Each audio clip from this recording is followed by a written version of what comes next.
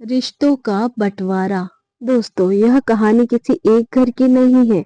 यह कहानी हर उस आंगन की है जहां माँ ने अपने सपनों को चूल्हे की आग में झोंक दिया, जहां पिता ने अपनी जवानी खेतों और मजदूरी में खपा दी, और जब वही माँ बाप बूढ़े हुए तो उन्हें बोझ समझ लिया। यह कहानी उस समाज की सच्चाई है जहां जमीन और मकान की कीमत माँ की ममता से ज्यादा हो गई।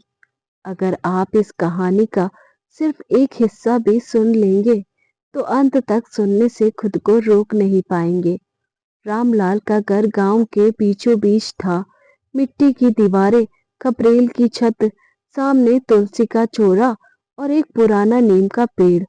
उसी नीम की छांव में रामलाल और उसकी पत्नी शारदा ने अपनी पूरी जिंदगी गुजार दी थी। घर बहुत बड़ा नहीं था, लेकिन उसमें सुकून बहुत था। रामलाल मेहनती किसान था। सुबह अंधेरे में उठकर खेत जाता और सूरज ढलने के बाद घर लौटता। शारदा घर संभालती, चूल्हा जलाती, बच्चों को पढ़ाती और हर दुख को हंसी में छुपा लेती। उनके 3 बेटे थे। सबसे बड़ा मोहन, बीच वाला सुरेश और सबसे छोटा रमेश। तीनों बेटों को रामलाल ने कभी किसी चीज की कमी महसूस नहीं होने दी। खुद फटे कपड़े पहने, लेकिन बेटों को अच्छे कपड़े दिलाए। खुद अधपेट सोया, लेकिन बच्चों की थाली हमेशा भरी रही। शारदा अक्सर कहा करती थी, बच्चे बड़े हो जाए, बस यही सपना है, फिर हमें क्या चाहिए। उसकी आंखों में भविष्य की उम्मीदें थी। समय बीतता गया। मोहन की शादी हुई, फिर सुरेश और फिर रमेश भी ब्याह गए। घर में बहुएं आई, हंसी खुशी का शोर बढ़ गया। शुरुआत में सब ठीक था। एक ही रसोई, एक ही चूल्हा, एक ही छत। रामलाल खुश था कि उसका परिवार जुड़ा हुआ है।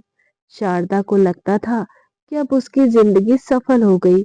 लेकिन धीरे धीरे घर की हवा बदलने लगी। अब बातों में मिठास कम और ताने ज्यादा होने लगे। अब बहुएं रसोई में अकेले काम करना चाहती थी। अब बेटों को अलग कमरा चाहिए था। फिर एक दिन पहली बार बंटवारे की बात उठी। मोहन ने बड़े बेटे होने का हवाला दिया।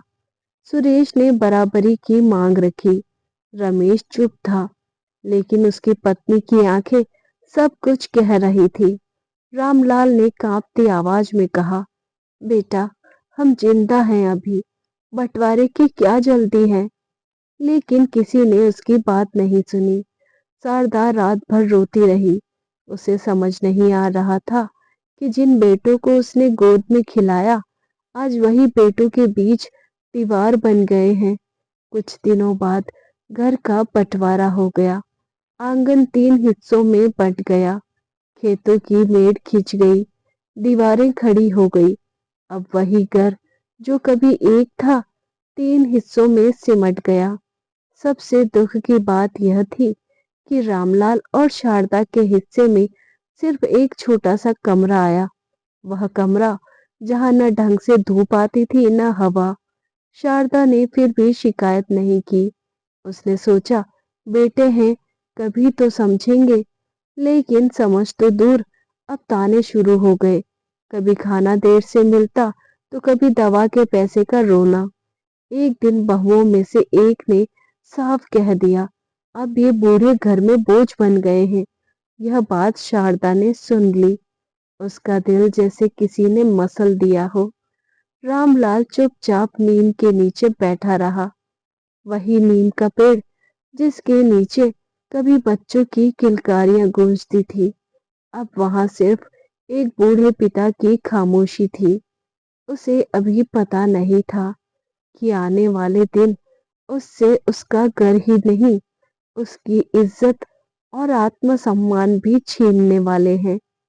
और यह कहानी यहीं से असली दर्द की शुरुआत करती है।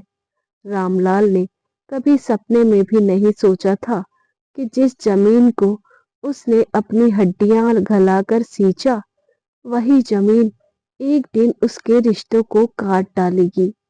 खेतों की मेड़ खींच चुकी थी, लेकिन दिलों के बीच की मेड़ उससे कहीं ऊंची हो गई थी। अब हर बेटा अपने हिस्से की जमीन का मालिक था और रामलाल सिर्फ नाम का पिता रह गया था। मोहन अब पिता से पहले कागजों को सलाम करता था। सुबह उठते ही वह खेत देखने जाता, लेकिन रामलाल से एक शब्द नहीं बोलता। सुरेश को हमेशा शक रहता कि कहीं पिता ने कोई हिस्सा छोटे बेटे के नाम ज्यादा न कर दिया हो। रमेश सबसे छोटा था, लेकिन उसकी पत्नी सबसे तेज थी। वह हर बात में हिसाब लगाने लगती थी। शारदा जब भी बेटों से कुछ कहती तो जवाब मिलता, अब सब पट चुका है अम्मा, हर कोई अपने हिस्से का देखेगा। उस दिन शारदा को पहली बार समझ आया कि बंटवारा सिर्फ जमीन का नहीं होता, बंटवारा रिश्तों का भी होता है। रामलाल को अक्सर बुखार रहने लगा, कमजोरी बढ़ती जा रही थी, लेकिन जब दवा की बात होती तो तीनों बेटे एक दूसरे की तरफ देखने लगते। कोई कहता, मेरे हिस्से में पहले ही कम जमीन आई है। कोई बोलता, मैंने पिछले महीने पैसे दिए थे। और कोई चुप रह जाता। शारदा अपने पल्लू में मुंह छुपाकर रो लेती। वह सोचती थी, क्या इसी दिन के लिए उसने अपने बच्चों को पाला था? क्या माँ की ममता का यही मोल होता है? एक दिन गांव का पटवारी घर आया। उसके हाथ में कुछ नए कागज थे। बहुएं तुरंत सतर्क हो गई। तीनों बेटे पास आ गए। रामलाल को कुछ समझ नहीं आ रहा था। पटवारी ने कहा, जमीन के नामांतरण के कागज हैं। बूढ़े माँ बाप का नाम हटाकर बच्चों के नाम पूरे करवा लीजिए। यह सुनते ही शारदा के हाथ से पानी का लोटा गिर गया। उसने कांपती आवाज में कहा, हम जिंदा हैं अभी। मोहन ने बिना नजर मिलाए कहा, अम्मा, अब ये सब जरूरी हो गया है, कल को कोई झंझट न हो। रामलाल की आंखें भर आई। वह बोला, बेटा, क्या हमने कभी तुम पर भरोसा नहीं किया? लेकिन भरोसे की भाषा अब कागज समझते हैं, रिश्ते नहीं। कुछ ही दिनों में सारे कागज पूरे हो गए। अब रामलाल और शारदा के नाम कुछ भी नहीं बचा। न खेत, न घर, न जमीन। अब बहुएं खुलकर बोलने लगी। अब हर छोटी बात पर झगड़ा होने लगा। कभी पानी ज्यादा खर्च हो गया तो कभी बिजली का बिल। एक दिन रमेश की पत्नी ने साफ शब्दों में कह दिया, अब ये बूढ़े हमारे बीच क्यों रहे? हर दिन बीमारी, हर दिन खर्च। मोहन की पत्नी ने भी हामी भर दी। सुरेश की पत्नी ने ताना मारा, अब जमाना बदल गया है, सब अपने अपने में रहते हैं। रामलाल ने यह सब सुन लिया। उसका सिर झुक गया। जिस घर में वह मालिक था, आज उसी घर में मेहमान से भी बदतर हो गया था। उस रात शारदा ने पहली बार रामलाल से कहा, लगता है हमने बच्चों को जरूरत से ज्यादा दे दिया। रामलाल चुप रहा। उसकी चुप्पी में बहुत दर्द था। अगले दिन सुबह तीनों बेटे आपस में कुछ देर तक बात करते रहे। फिर मोहन ने आकर कहा, बाबूजी, अम्मा, एक बात कहनी है। शारदा का दिल जोर जोर से धड़कने लगा। उसे अंदेशा हो गया था। मोहन ने नजरें झुकाकर कहा, आप दोनों के लिए शहर में एक अच्छा वृद्धाश्रम है। वहाँ डॉक्टर, खाना, सब सुविधा है। यह सुनते ही शारदा जमीन पर बैठ गई। उसकी आंखों से आंसू बहने लगे। वह बोली, हम बोझ हो गए हैं क्या? सुरेश बोला, ऐसा नहीं है अम्मा, बस व्यवस्था की बात है। रमेश चुप था, लेकिन उसकी खामोशी भी सहमति थी। रामलाल ने कांपती आवाज में पूछा, क्या यही दिन देखने के लिए हमने तुम्हें बड़ा किया था? किसी के पास जवाब नहीं था। शारदा ने आखिरी कोशिश की, इस घर में ही एक कोना दे दो, हम चुपचाप पड़े रहेंगे। लेकिन बहुओं की आंखों में अब कोई जगह नहीं बची थी। फैसला हो चुका था। कुछ दिन बाद एक गाड़ी आई। शारदा ने घर की दीवारों को छूकर देखा, तुलसी के चौरे को आखिरी बार प्रणाम किया। नीम के पेड़ के नीचे रामलाल कुछ देर खड़ा रहा। उसकी आंखों में सिर्फ एक सवाल था, क्या माँ बाप की जगह सच में कोई ले सकता है? गाड़ी चल पड़ी। घर पीछे छूट गया और साथ ही छूट गया एक पिता का सम्मान और एक माँ का आंचल। लेकिन कहानी अभी खत्म नहीं हुई थी। असली इम्तिहान तो अब शुरू होने वाला था। वह गाड़ी जब शहर की सीमा में दाखिल हुई तो शारदा की आंखें लगातार खिड़की के बाहर देख रही थी। उसे लग रहा था जैसे हर मोड़ पर कोई बेटा दौड़ता हुआ आएगा और कहेगा, अम्मा गलती हो गई, वापस चलो। लेकिन ऐसा कुछ नहीं हुआ। वृद्धाश्रम एक बड़ी सी इमारत थी, ऊंची दीवारें, लोहे का गेट और अंदर सन्नाटा। गेट पर लिखा था, शांतिपूर्ण जीवन का आश्रय। रामलाल ने बोर्ड को देर तक देखा। उसके होंठ कांप गए। उसे लगा जैसे यह बोर्ड नहीं, उसके जीवन का अंतिम प्रमाण पत्र हो। अंदर ले जाते समय एक कर्मचारी ने औपचारिक आवाज में कहा, यहाँ आपको दवा, खाना और आराम सब मिलेगा। शारदा ने धीमे से पूछा, बेटे मिलेंगे ना? कर्मचारी कुछ पल चुप रहा, फिर बोला, जब समय निकाल पाएंगे तब। कमरा छोटा था। दो लोहे के पलंग, एक टूटी कुर्सी और एक खिड़की। खिड़की से बाहर कोई अपना नहीं दिखता था, सिर्फ अनजान चेहरे और सूनी हवा। पहली रात शारदा सो नहीं पाई। वह बार बार रामलाल से पूछती रही, हमसे कहाँ गलती हो गई? रामलाल के पास जवाब नहीं था।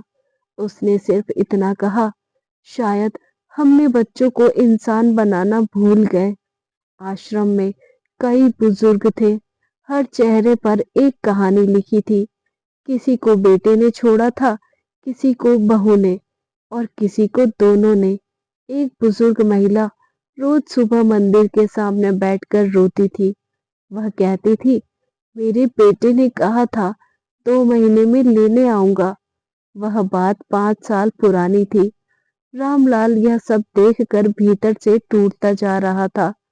जिस समाज में वह इज्जतदार किसान था, आज उसी समाज में वह अनाथ कहलाता था। शारदा धीरे धीरे चुप रहने लगी। उसकी आंखों की चमक बुझती जा रही थी। अब वह अपने बाल खुद नहीं संवारती थी। अब उसे आईने में देखना अच्छा नहीं लगता था। एक दिन उसे तेज बुखार आया। डॉक्टर ने दवा दी, लेकिन दवा से ज्यादा जरूरत थी अपने किसी के हाथ की। रामलाल ने कांपते हाथों से शारदा का माथा सहलाया।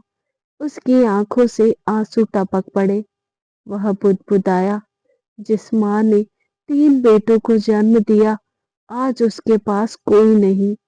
उधर गांव में जिंदगी अपने रंग दिखा रही थी। तीनों बेटों के घर में अब चैन नहीं था। जमीन तो मिल गई थी, लेकिन सुकून नहीं। मोहन के घर में रोज झगड़े होने लगे। सुरेश की फसल खराब हो गई। रमेश की नौकरी चली गई। तीनों के घर में एक अजीब सा खालीपन था। माँ की आवाज नहीं थी, पिता की डांट नहीं थी। एक दिन मोहन की बेटी ने पूछा, दादी कहाँ है? मोहन चुप हो गया। उसके पास जवाब नहीं था। उधर आश्रम में शारदा ने एक रात सपना देखा। वह अपने पुराने आंगन में बैठी है, तुलसी को पानी दे रही है। रामलाल पास में खड़ा मुस्कुरा रहा है। अचानक नींद खुल गई। कमरे की दीवारें सामने थी। उसने तकिए को पकड़कर रोना शुरू कर दिया। वह रोना इतना गहरा था कि रामलाल भी उसे रोक नहीं पाया। उसी रात रामलाल ने मन ही मन एक फैसला किया। उसने सोचा, अगर बच्चों ने हमें छोड़ दिया है तो हम खुद को नहीं छोड़ेंगे। अगली सुबह उसने आश्रम के बच्चों को खेतों की कहानियां सुनाई, जीवन के संघर्ष बताए। बुजुर्गों के चेहरों पर थोड़ी सी मुस्कान लौटी। शारदा भी धीरे धीरे बच्चों को भजन सिखाने लगी। वह फिर से माँ बन रही थी, लेकिन इस बार अपने बच्चों के लिए नहीं, पराए बच्चों के लिए। लेकिन दिल के किसी कोने में अब भी एक उम्मीद जिंदा थी। उम्मीद कि शायद एक दिन उनके अपने उन्हें लेने आएंगे। और बड़ी उम्मीद आने वाले समय में एक बड़ा तूफान लेकर आने वाली थी। समय किसी का इंतजार नहीं करता। जिस दिन रामलाल और शारदा घर से गए थे, उस दिन बेटों को लगा था कि बोझ उतर गया, लेकिन धीरे धीरे वही बोझ उनके सीने पर पत्थर बनकर रखने लगा। मोहन सबसे बड़ा था। उसे हमेशा अपने फैसलों पर गर्व रहा, लेकिन अब रात को नींद नहीं आती थी। जैसे ही आंख बंद करता, उसे माँ का कांपता चेहरा दिखता। वह बार बार करवट बदलता, लेकिन मन नहीं बदल पा रहा था। एक रात उसकी पत्नी ने कहा, अब सब ठीक तो है ना? मोहन ने जवाब नहीं दिया। उसने पहली बार महसूस किया कि घर में माँ की आवाज न होने से घर सच में सूना हो गया है। सुरेश की हालत और खराब थी। खेत में मेहनत तो करता था, लेकिन फसल में बरकत नहीं थी। बार बार नुकसान हो रहा था। गांव के लोग धीरे धीरे बातें करने लगे। कहने लगे, जिसने माँ बाप को घर से निकाला, उसके घर में सुख कैसे टिकेगा? यह बातें सुरेश के दिल में चुभने लगी। वह बाहर से मजबूत दिखता, लेकिन अंदर से टूटता जा रहा था। रमेश सबसे छोटा था। उसने कभी खुलकर कुछ नहीं कहा, लेकिन उसकी चुप्पी ही सबसे बड़ा दोष थी। अब जब उसकी नौकरी चली गई, तो घर का खर्च चलाना मुश्किल हो गया। उसकी पत्नी भी चिड़चिड़ी रहने लगी। अब वही पत्नी हर दिन माँ को याद करके कहती, अगर अम्मा होती तो बच्चों को संभाल लेती। एक दिन गांव में एक शादी थी। तीनों भाई वहां गए। ढोल बज रहा था, औरतें गीत गा रही थी। अचानक किसी ने गाना गाया, माँ की ममता सबसे न्यारी। मोहन के हाथ से गिलास गिर गया। उसकी आंखें भर आई। वह बाहर निकल गया। नीम के पेड़ के नीचे खड़ा हो गया। वही नीम जहाँ कभी पिता बैठा करता था। उसी शाम तीनों भाई पहली बार आपस में बैठे, बिना झगड़े, बिना हिसाब किताब के। मोहन ने कहा, शायद हमने बहुत बड़ी गलती कर दी। सुरेश की आवाज भर्रा गई। वह बोला, अब भी समय है क्या? रमेश चुपचाप जमीन देखता रहा। कुछ देर बाद बोला, अगर देर भी हो गई हो तो भी कोशिश तो करनी चाहिए। उस रात किसी को नींद नहीं आई। तीनों भाइयों के दिल में एक ही डर था, कहीं बहुत देर ना हो जाए। उधर वृद्धाश्रम में शारदा की तबीयत फिर बिगड़ गई। उसका शरीर कमजोर हो गया था। डॉक्टर ने कहा, इन्हें मानसिक सहारे की बहुत जरूरत है। रामलाल ने पहली बार बेटों को फोन किया। कॉल उठी नहीं। शायद व्यस्त थे, या शायद दूरी आदत बन चुकी थी। शारदा ने कमजोर आवाज में कहा, उन्हें परेशान मत करो। रामलाल ने आंखें पोंछ ली, लेकिन किस्मत भी अब अपने हिसाब चुकता करने पर थी। एक दिन गांव से एक बुजुर्ग आश्रम आया। वह रामलाल को पहचान गया।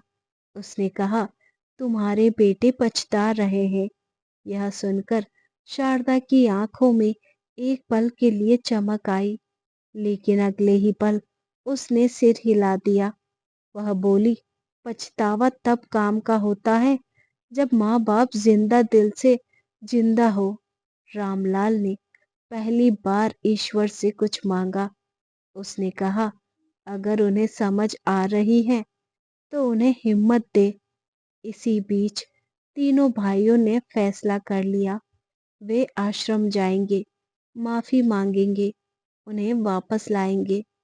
लेकिन उन्हें क्या पता था कि समय की रेत तेजी से फिसल रही है और अगला मोड़ उनकी जिंदगी का सबसे कठिन मोड़ होने वाला है। उस सुबह आसमान कुछ ज्यादा ही भारी लग रहा था।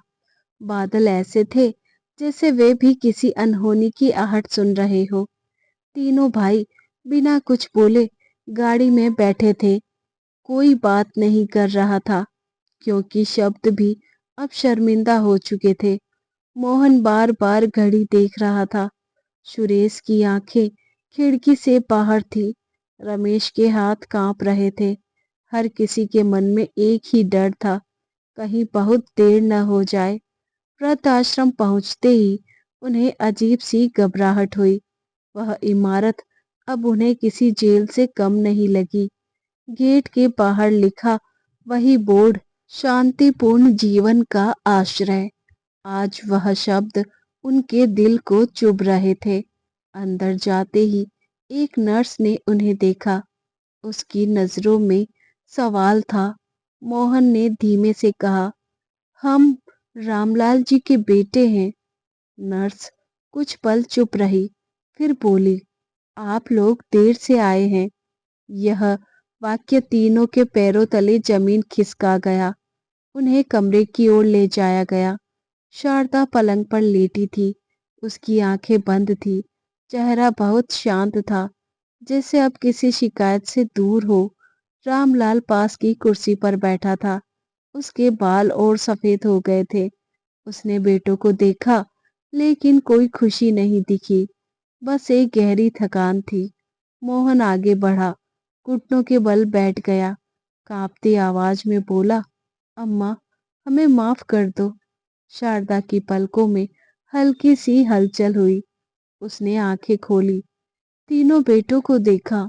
एक पल के लिए उसकी आंखों में वही पुरानी ममता झलक आई। उसने बहुत कमजोर आवाज में कहा, तुम आ गए बेटा।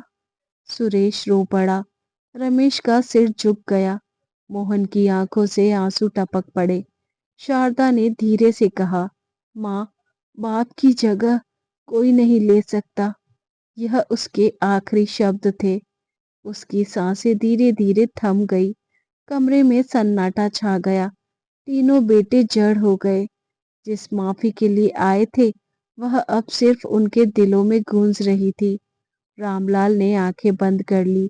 उसने कोई चीख नहीं मारी, कोई आंसू नहीं बहाया। बस उसके चेहरे पर एक गहरी खामोशी उतर आई। अंतिम संस्कार गांव में हुआ। पूरा गांव उमड़ पड़ा। लोगों की आंखों में आंसू थे और जुबान पर एक ही बात, ऐसी माँ दोबारा नहीं मिलती। तीनों बेटे लकड़ी की तरह खड़े थे। अब दौलत, जमीन, घर सब बेकार लग रहा था। शारदा चली गई थी, लेकिन एक सवाल छोड़ गई थी, क्या पछतावा माफी की जगह ले सकता है? रामलाल अब और ज्यादा अकेला हो गया था। वह आश्रम वापस लौट आया। अब उसके पास घर जाने की भी वजह नहीं बची थी। लेकिन कहानी यहाँ खत्म नहीं होती, क्योंकि अब पिता की खामोशी एक नई सीख देने वाली थी। शारदा के जाने के बाद रामलाल जैसे भीतर से खाली हो गया। वह अब ज्यादा बोलता नहीं था। उसकी आंखों में आंसू नहीं थे, लेकिन उनकी जगह एक स्थायी सूनापन आ गया था। वृद्धाश्रम की वही चार दीवारें अब और ज्यादा भारी लगने लगी थी। जहां पहले शारदा की धीमी आवाज गूंजती थी, अब वहां सिर्फ यादें थी। रामलाल रोज सुबह उसी समय उठता, उसी समय स्नान करता और उसी खिड़की के पास बैठ जाता। वह खिड़की से बाहर देखता रहता, जैसे किसी का इंतजार कर रहा हो, लेकिन उसे खुद भी नहीं पता था कि किसका। तीनों बेटे अंतिम संस्कार के बाद अपने अपने घर लौट गए थे। अब उनके पास सब कुछ था, लेकिन मन में चैन नहीं था। मोहन रात को उठकर बैठ जाता। उसे माँ की आवाज सुनाई देती, बेटा, खाना खा लिया? वह अंधेरे में जवाब देता, हाँ अम्मा। फिर उसे याद आता कि अब कोई पूछने वाला नहीं है। सुरेश के खेत में अब मेहनत के बावजूद उपज कम होने लगी। उसका मन काम में नहीं लगता था। लोग उससे नजरें चुराने लगे थे। रमेश के बच्चे अब उससे डरने लगे थे। वह हर समय चिड़चिड़ा रहता। कभी कभी वह सोचता, अगर अम्मा होती तो शायद सब कुछ संभल जाता। एक दिन गांव के स्कूल में एक कार्यक्रम था, माता पिता का सम्मान। तीनों भाइयों के बच्चे उसमें शामिल थे। बच्चों ने मंच से कहा, माँ बाप भगवान होते हैं। यह सुनकर तीनों भाइयों की आंखें भर आई। उन्हें लगा जैसे यह शब्द सीधे उनके लिए बोले गए हो। ऊपर आश्रम में रामलाल ने एक अजीब काम शुरू कर दिया। वह यहाँ रहने वाले अनाथ बच्चों को रोज शाम कहानी सुनाने लगा। किसान, जीवन, ईमानदारी और संस्कारों की बातें करता। बच्चे उसे बाबा कहकर बुलाने लगे। पहली बार उसके चेहरे पर हल्की सी मुस्कान लौटी। एक दिन चाहे तो यहाँ बच्चों को पढ़ाने का काम संभाल ले। रामलाल ने सिर हिलाया। उसने सोचा, अगर अपने बच्चों को संस्कार नहीं दे पाया तो इन बच्चों को दे दूं। धीरे धीरे रामलाल का जीवन फिर से अर्थ पाने लगा। लेकिन दिल के किसी कोने में अब भी एक टीस थी। तीनों बेटे अब अक्सर फोन करते थे, मिलने की कोशिश करते थे, लेकिन रामलाल ज्यादा बात नहीं करता। वह जानता था कि कुछ दूरी अब जरूरी है। एक दिन तीनों बेटे आश्रम आए। वे पिता के सामने हाथ जोड़कर खड़े हो गए थे। मोहन बोला, बाबूजी, हमें माफ कर दीजिए, आप घर चलिए। रामलाल ने उनकी तरफ देखा। उसकी आंखों में गुस्सा नहीं था, नफरत नहीं थी, बस सच्चाई थी। उसने कहा, घर ईंट पत्थर से नहीं बनता, घर सम्मान से बनता है। तीनों बेटे सिर झुकाकर खड़े रहे। रामलाल ने आगे कहा, तुमने मुझे घर से नहीं निकाला था, तुमने मुझे अपने दिलों से निकाला था। यह शब्द तीनों के दिल में उतर गए। लेकिन कर्मों का हिसाब अभी पूरा नहीं हुआ था, क्योंकि अब अगली पीढ़ी के सामने सच आने वाला था। और वही सच इस कहानी को उसके सबसे बड़े संदेश तक ले जाने वाला था। समय धीरे धीरे आगे बढ़ रहा था, लेकिन बीते हुए कल हर किसी के दिल में अब भी जिंदा थे। तीनों भाइयों के बच्चे अब समझदार होने लगे थे। वे सवाल पूछने लगे थे, ऐसे सवाल जिनसे भागना आसान नहीं होता। एक दिन मोहन का बेटा स्कूल से एक निबंध लिख कर लाया। विषय था मेरे दादा दादी। वह निबंध लेकर मोहन के पास आया और बोला, पापा, मेरे दोस्त कहते हैं कि दादा दादी भगवान होते हैं, हमारे दादी कहाँ हैं? मोहन का गला सूख गया। उसके पास जवाब नहीं था। उसी तरह सुरेश की बेटी ने पूछा, दादा हमारे साथ क्यों नहीं रहते? रमेश के बच्चे आश्रम के बारे में सुन चुके थे। उन्होंने सीधा सवाल किया, क्या हम भी बड़े होकर आपको वहां छोड़ आएंगे? यह सवाल तीनों भाइयों के दिल में कांटे की तरह चुभ गए। उसी दिन तीनों भाई आपस में बैठे। उन्होंने तय किया कि बच्चों से सच छुपाया नहीं जाएगा। शाम को तीनों परिवार एक जगह इकट्ठा हुए। बच्चों को सामने बैठाया गया। मोहन ने भारी मन से कहा, हमसे बहुत बड़ी गलती हो गई थी। सुरेश बोला, हमने अपने माँ बाप को सम्मान नहीं दिया। रमेश की आंखें भर आई। वह बोला, और इसका खामियाजा आज हम भुगत रहे हैं। बच्चे चुप थे, उनकी आंखों में हैरानी और दुख था।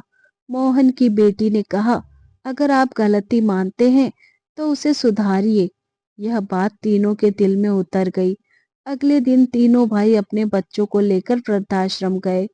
रामलाल बच्चों को कहानी सुना रहा था। बच्चों ने दौड़कर उसके पैर छू लिए। उन्होंने कहा, दादाजी। रामलाल की आंखें भर आई।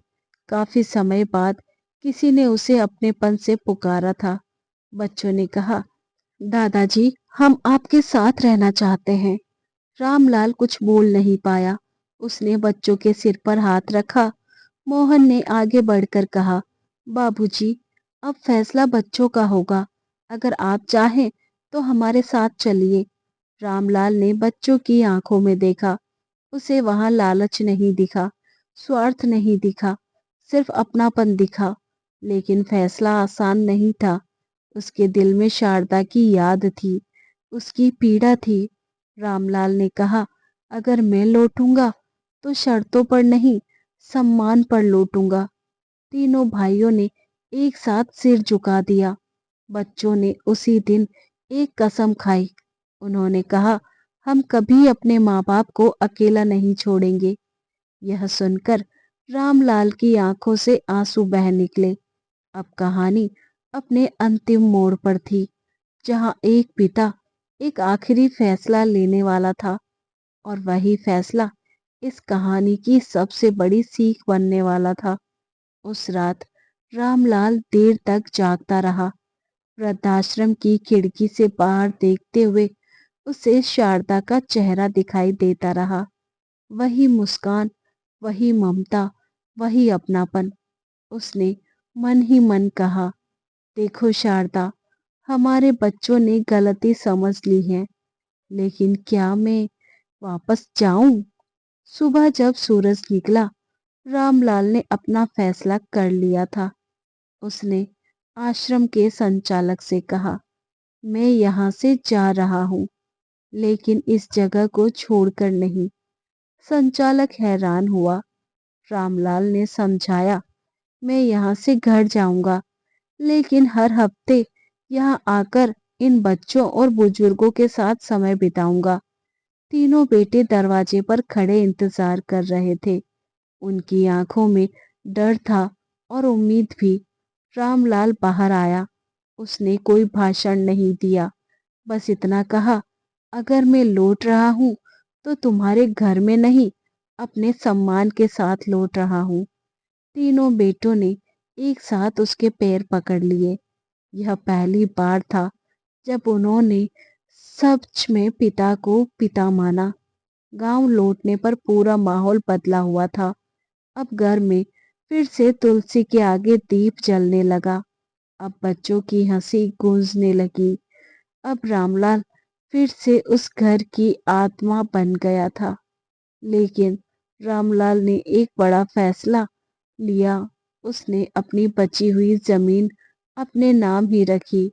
उसने कहा, यह जमीन मेरे बाद तीनों में बराबर बटेगी, लेकिन एक शर्त पर। शर्त यह थी कि जो भी बेटा माँ बाप का सम्मान नहीं करेगा, उसे हिस्सा नहीं मिलेगा। यह बात कागज में नहीं लिखी, दिल में लिखी गई। रामलाल बच्चों को रोज शाम बैठाकर एक ही बात समझाता, पैसा, जमीन, मकान सब फिर मिल सकता है, लेकिन माँ बाप दोबारा नहीं मिलते। गांव के लोग अब इस कहानी को उदाहरण की तरह मानते हैं। कहते हैं, जिस घर में माँ बाप का सम्मान है, यह घर कभी नहीं टूटता। रामलाल आज भी हर रविवार वृद्धाश्रम जाता है। शारदा की तस्वीर अपने साथ रखता है। यह वहां बच्चों को कहता है, मेरी पत्नी चली गई, लेकिन उसकी ममता अब तुम सब में जिंदा है। कहानी यही खत्म होती है, लेकिन इसका संदेश यही खत्म नहीं होता। माँ बाप की जगह कोई नहीं ले सकता। जो आज उन्हें बोझ समझते हैं, कल वही उनकी खाली जगह को पूरी जिंदगी ढोते हैं। अगर यह कहानी किसी एक दिल को भी अपने माँ बाप के करीब ले आए, तो समझिए यह कहानी सफल हो गई। तो इस कहानी के बारे में आपकी क्या राय है? कमेंट में ज़रूर बताएं। और कहानी पसंद आए तो चैनल को सब्सक्राइब ज़रूर करें, वीडियो को लाइक शेयर करें। मिलते हैं नई कहानी के साथ। धन्यवाद।